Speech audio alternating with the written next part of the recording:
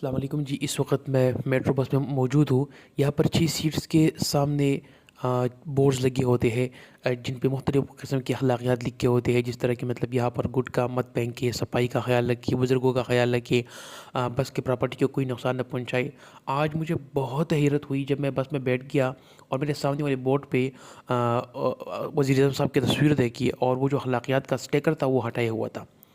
یعنی اب ان کو یہ بھی گوارا نہیں ہوتا کہ ہماری ینگ جنریشن کوئی کچھ اخلاقیات سیکھے۔